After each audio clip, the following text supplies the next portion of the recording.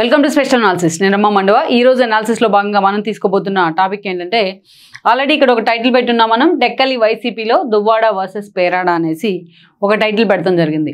పాపం అది time bad or లేకపోతే దువ్వాడకి నిజంగా టైం సరిగా లేదో కానీ వైసీపీ బ్యాడో కానీ దువ్వాడకి మాత్రం అనేక సమస్యలు ఆయన చుట్టుముడుతూ ఉన్నాయి. ఎన్నికలకు ముందు ఆయన పరిస్థితి అలాగే ఉంది, ఎన్నికల తర్వాత కూడా ఆయన పరిస్థితి అలాగే ఉంది. ఏ టైంలో ఆయన వైసీపీలో చేరారో కానీ అప్పటి నుంచి కూడా దువ్వాడ గెలుపుని చూసిన సందర్భం చాలా తక్కువనే చెప్పుకోవాలి. ఏకంగా ఈరోజు పార్టీ అధికారం లేకపోయినా బట్ ఈరోజు దువ్వాడ చుట్టూ కూడా అనేక సమస్యలు చుట్టుముడుతూ ఉన్నాయి. మరోవైపు చూసినట్లయితే అసలు టెక్కలి కాన్స్టిట్యున్సీలో వైసీపీలో ఏం జరుగుతుందో అనే చర్చ కూడా హాట్ టాపిక్ అవుతుంది. దువ్వాడ వర్సెస్ పేరాడ అన్నట్టుగా అక్కడ పరిణామాలు గత కొన్ని రోజులుగా మారిపోతూ ఉన్నాయి. ఈ వీడియో మీకు నచ్చినట్లయితే please share, like and subscribe R24 Telugu. మనం చూసినట్లయితే దువ్వాడ శ్రీనివాస్ గురించి ముందు చెప్పుకోవాలి, తర్వాత పేరాడ గురించి చెప్పుకుందాం. దువ్వాడ శ్రీనివాస్ని తీసుకొని వచ్చి జగన్మోహన్ రెడ్డి 2019 ఎన్నికల్లో ఒక ప్రయోగం చేశారు. 2019 ఎన్నికల్లో ఏకంగా శ్రీకాకుళం ఎంపీ టికెట్ ఇచ్చారు ఈయనకి. కింజారపు రామ్మోహన్ నాయుడు మీద, ఎర్రంనాయుడు కొడుకైన రామ్మోహన్ నాయుడు మీద ఆయన నిలబెట్టే ప్రయత్నం చేశారు.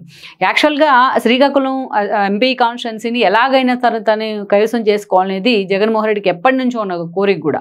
ఎర్రంనాయుడు మనం చూసాం, ఎర్రంనాయుడు మరణం తర్వాత 2014 ఎన్నికల్లో మొదటిసారిగా రామ్మోహన్ నాయుడు అక్కడి నుంచి ఎంపీగా పోటీ చేయడం జరిగింది. రెడ్డి శాంతి లాంటి వాళ్ళని తీసుకొచ్చి అక్కడ నిలబెట్టే ప్రయత్నం చేశారు జగన్మోహన్ రెడ్డి. ఆ సీటు ఎలాగైనా కైవసం చేసుకోవాలనే ఆలోచనతో ఒక మైండ్ గేమ్ తెర మీద తీసుకొచ్చారు. ఒక మహిళా సెంటిమెంట్ వర్కౌట్ చేసే ప్రయత్నం చేసినా బట్ రామ్మోహన్ నాయుడు అక్కడి నుంచి ఎంపీగా గెలవడం జరిగింది. ఆ రోజు పార్టీ కూడా అధికారంలో ఉంది. ఆ రోజు టెక్కల్ నుంచి ఆయన బాబాయ్ అయిన అచ్చెన్నాయుడు కూడా ఎమ్మెల్యేగా గెలవడం జరిగింది. వేరే 2019కి వచ్చేటప్పటికే రెడ్డి శాంతిని అక్కడ పక్కన పెట్టి ఆమెను ఆల్రెడీ అక్కడ ఎమ్మెల్యేగా కూడా టికెట్ ఇచ్చే ప్రయత్నం జరిగింది పక్కనే. సో ఈ క్రమంలోనే పాలవలస నుంచి ఎమ్మెల్యేగా పోటీ చేశారు ఆవిడ. మనం చూసినట్లయితే పాలవలస కాదు, పాతపట్నం నుంచి ఎమ్మెల్యేగా పోటీ చేశారు రెడ్డి శాంతి. అక్కడి నుంచి మనం చూసిన ఆమె ఎమ్మెల్యేగా కూడా గెలిచారు 19 ఎన్నికల్లో. ఇక్కడ దువ్వాడని తీసుకొచ్చి రెడ్డి శాంతి ప్లేస్లో, గతంలో పార్లమెంట్ ఇన్ఛార్జిగా ఉండేది, ఈయన్ని తీసుకొచ్చి జగన్మోహన్ రెడ్డి పార్లమెంట్ ఇన్ఛార్జిగా కూడా నియమించారు. ఏకంగా రామ్మోహన్ నాయుడు మీదే పోటీకి నిలబడతాం జరిగింది. బట్ రామ్మోహన్ నాయుడు చేతిలో ఆ రోజు పార్టీకి ప్రతికూల పరిస్థితులు ఎదురైనాయి. టీడీపీకి కేవలం 23 స్థానాలు మాత్రమే టీడీపీ ఎమ్మెల్యే సీట్లు సాధించింది. కేవలం 3 మాత్రమే పార్లమెంట్ స్థానాలు సాధించింది. అందులో రామ్మోహన్ నాయుడు ఒకరు, దువ్వాడ శ్రీనివాసు. అలాంటి వైసీపీ వేవ్లో కూడా 2019లో గెలవలేకపోయినారు.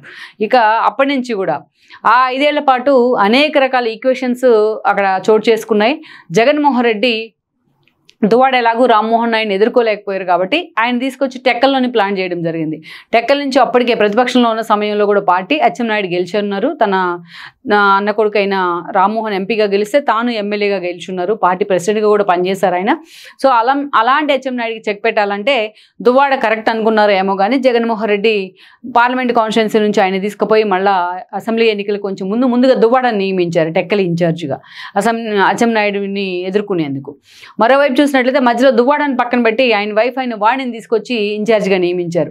మరొకసారి మహిళా సెంటిమెంట్ వర్కౌట్ చేసే ప్రయత్నం చేశారు టెక్కలి కేంద్రంగా. అచ్చెన్నాయుడికి ఏదైతే ఈయన వైఫ్ వాణి అయితే కరెక్ట్ పోటీ ఇవ్వగలదని కూడా జగన్మోహన్ రెడ్డి అంచనా వేశారు.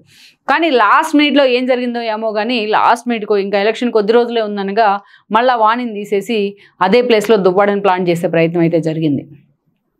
అప్పుడు మనం అదేవిధంగా పార్లమెంట్ స్థానానికి పేరాడ తిలకను అంతకుముందు టెక్కల్లో పోటీ చేసి 2019లో ఓడిపోయిన, అచ్చెన్నాయుడు చేతిలో ఓడిపోయిన పేరాడ తిలకను తీసుకొచ్చి మళ్ళీ రామ్మోహన్ నాయుడు మీద పోటీ చేయించారు మొన్నటి ఎన్నికల్లో 2024లో. దువ్వాడ ఏదైతే అసెంబ్లీ నుంచి పోటీ చేస్తే అచ్చెన్నాయుడు మీద, పేరాడ తిలక్ ఏమో రామ్మోహన్ నాయుడు మీద పోటీ చేసి ఓడిపోయారు. ఇక్కడ దువ్వాడ కూడా ఓడిపోవడం జరిగింది. ఓడిపోయిన తర్వాత అనేక అంతకంటే ముందుగానే ఆయనకి ఎమ్మెల్సీ పదవి కూడా వచ్చింది వైసీపీ అధికారంలో ఉన్న సమయంలోనే. అప్పటి నుంచి కూడా అనేక రకాల ఈక్వేషన్స్ అయితే ఆయన చుట్టుముడుతూ ఉన్నాయి. ముందుగా ఆయన పర్సనల్ వ్యవహారం, ఆయన భార్యతో అనేక రకాలుగా ఇష్యూస్ ఆయనకు, అదేవిధంగా అటు దివ్యల మాధురితో ఉన్న సాన్నిహిత్యం కూడా అనేక రకాలుగా దువ్వాడను వార్తల్లో నిలబెడుతూ వచ్చింది.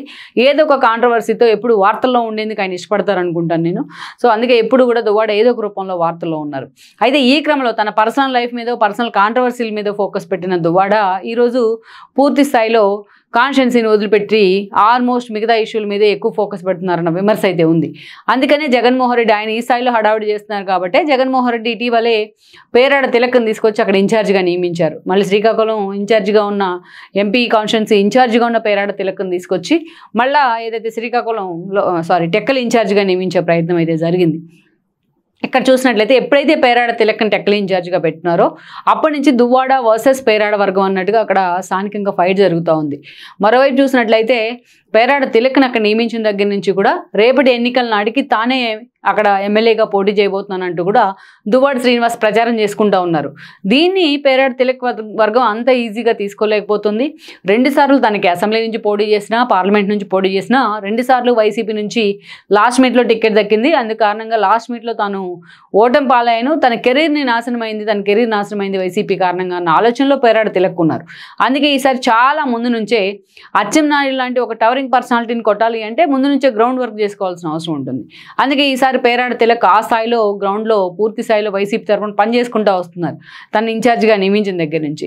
కానీ ఆయనకి అడుగడుగున దువ్వాడ శ్రీనివాస్ వర్గం అడ్డుపడే ప్రయత్నం చేస్తోంది. ఎలాగైనా పేరాడ తిలక్ని అక్కడి నుంచి పంపించాలనే ప్రయత్నంలో దువ్వాడ వర్గం బిజీ అయింది.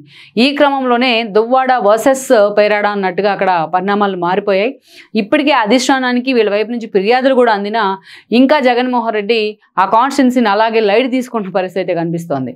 వీళ్ళిద్దరూ కలిసి అసలు టెక్కలి నియోజకవర్గంలో అచ్చెన్నాయుడిని ఈజీగా గెలిపించే సిచ్యువేషన్ ఉంది అనేది నెక్స్ట్ ఎలక్షన్స్కి ఇప్పటి నుంచే జరుగుతున్న చర్చ. అయినప్పటికీ ఇంత జరుగుతున్నా జగన్మోహన్ రెడ్డి అక్కడ ఫోకస్ పెట్టకపోవడం మాత్రం నిజంగానే అనుమానాలకు తావిస్తుందని అనుకోవాలి. అలాగే 2 సార్లు వీళ్ళిద్దరిని పెట్టి ప్రయోగం చేసిన 2 సార్లు శ్రీకాకుళంలో ఫెయిల్ అయ్యారు వీళ్ళిద్దరుని, అదేవిధంగా టెక్కల్లో కూడా ఫెయిల్ అవ్వడం జరిగింది. మరోసారి అయినా జగన్మోహన్ రెడ్డి పాఠాలు నేర్చుకోకుండా మరోసారి వాళ్ళిద్దరిని తీసుకొచ్చి ఒకే చోట ఇప్పుడు టెక్కల్లోనే ప్రయోగం చేస్తున్న పరిస్థితి మాత్రం స్థానికంగా ఉన్న క్యాడర్ చాలా దాన్ని ఈజీగా తీసుకోలేకైతే పోతూ ఉన్నారు. మొత్తానికైతే మాత్రం తన పర్సనల్ ఇష్యూస్తోనే ఎప్పుడు కాంట్రవర్సీలు కేంద్ర బిందువుగా మారిన దువ్వాడ మరోసారి పేరాడ తిలక్ లాంటి వాళ్ళు కూడా అక్కడ చోటు లేకుండా చేస్తున్నారని విమర్శలు అయితే వస్తున్నాయి. ఆయన ఒకవేళ ఆయనకి ఇన్ఛార్జికి ఇచ్చిన తన వ్యక్తిగత విషయాలతో ఎప్పుడు వాటి మీద ఫోకస్ పెడుతున్న పరిస్థితుల్లో కాన్స్టిట్యున్సీని దువ్వాడ వదిలేశారన్న విమర్శలు కూడా ఉన్నాయి.